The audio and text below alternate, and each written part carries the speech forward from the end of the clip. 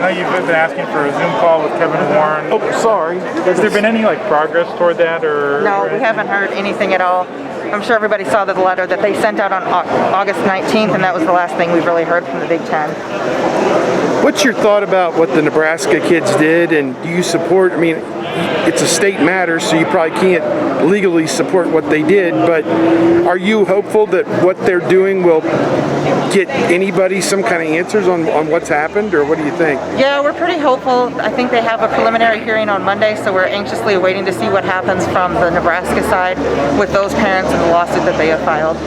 Is it among the group of parents, has it come up to take legal action potentially against the Big Ten, or what's kind I of haven't heard specifically from any parents, but I know it has been mentioned in some parents group. I wouldn't say it was anything through the FBAOS board, but just some parents have talked about maybe we should follow suit with Nebraska as well. Randy started today by saying that the Thanksgiving idea was kind of a non-starter for him.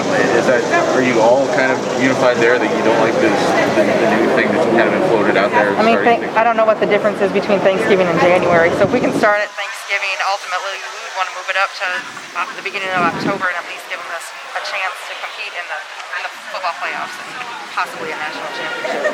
Do you think the number they've suggested Thanksgiving plan, a January plan?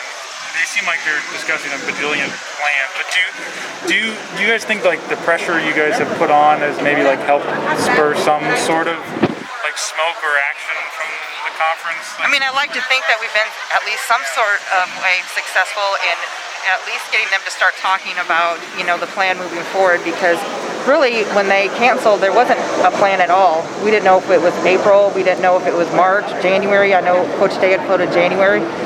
So I'm hoping that by keeping some of the pressure up on the Big Ten that it is encouraging them to come up with a solution, because we're not going to stop, right? We're going to keep fighting until we get answers.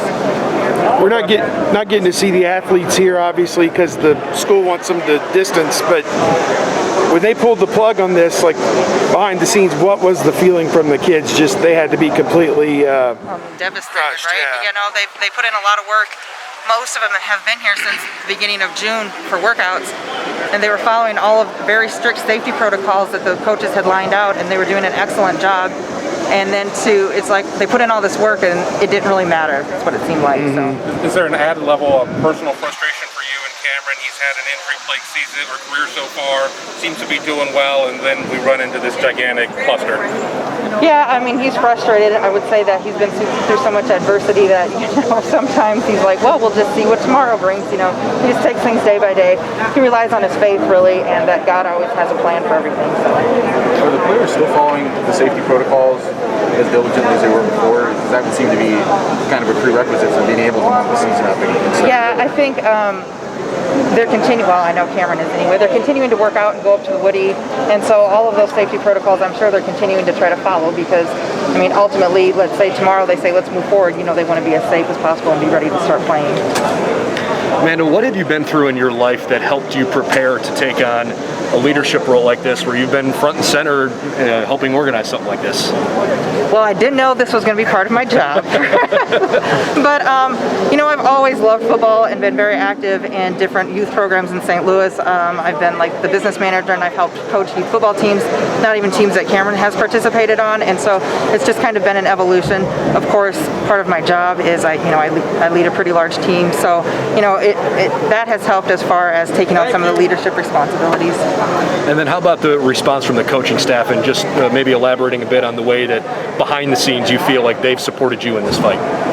Yeah, so, I talked to Coach Day, and, we keep in contact, and ultimately, I just kind of let him know what's going on. We're here, to support the coaches and the parents, and to kind of be that liaison between the coaching staff and the parents, to really inform the parents what's going on, and to really connect with all of the coaches and the parents.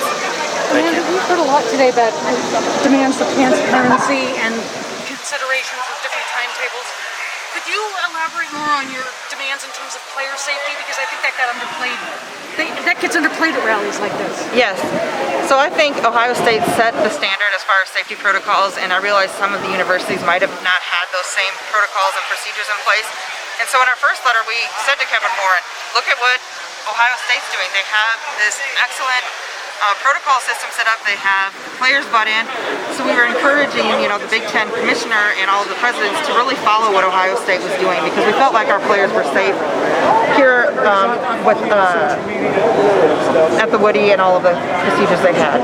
If the Big Ten tries to move forward without having other schools adopt the same policies and procedures as Ohio State, would you still feel comfortable proceeding with this season? Or is that like prerequisite? I think that's kind of a prerequisite, and I would say I feel comfortable no matter what with what Ohio State is doing. We trust Coach Day and all of the coaching staff up there. I think one of the things, and this is why we continue to ask for the transparency, if we were to play a season, what would that look like as far as like the testing protocols and things like that? And we just haven't got those answers yet. Amanda, on one side,